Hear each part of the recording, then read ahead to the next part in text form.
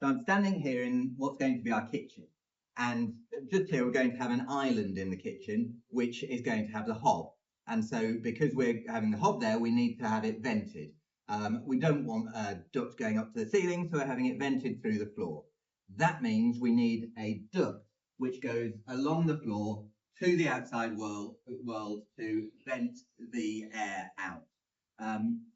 Normally, most people have a circular cross-section duct, but we can't have that because we're embedding it into our underfloor insulation. So we've gone for the rectangular ducting going all along this gap here. We've fitted it together, connecting it with these connectors. The connectors in this system are pretty poor. We bought some connectors and they were male to male and didn't fit together very nicely. But eventually we managed to do it. We had to cut some bits and adjust them.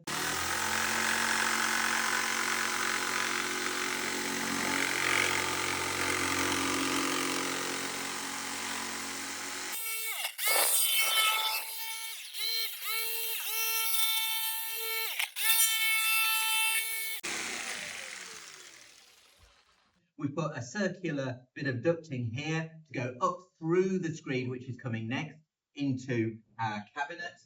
And we've pushed it through, cut a hole here in both the inner and outer leaves of the wall.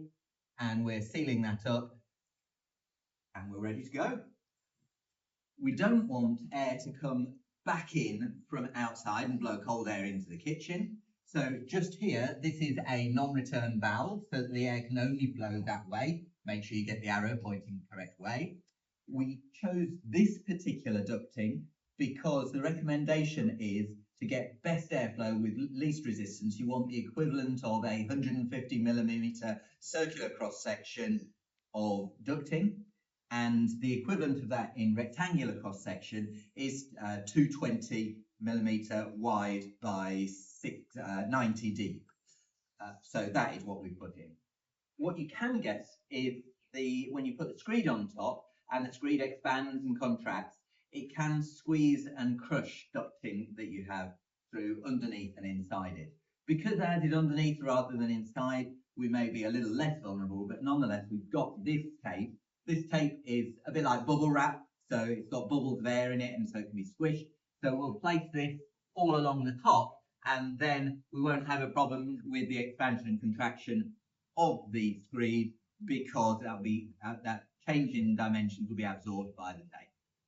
In order to get the vent outside the house, you have to go through the damp-proof membrane. There's no choice. And the damp-proof membrane laps up the walls from underneath the insulation. So it has to go through. We don't want to have the possibility of moisture coming through. So what we're going to do is we're going to take this tape that joins the membrane to the damp-proof course. It's specially designed jointing tape for damp-proof membrane, damp-proof course. We're going to put that around the edge, sealing the duct to the membrane, using a bit like putty.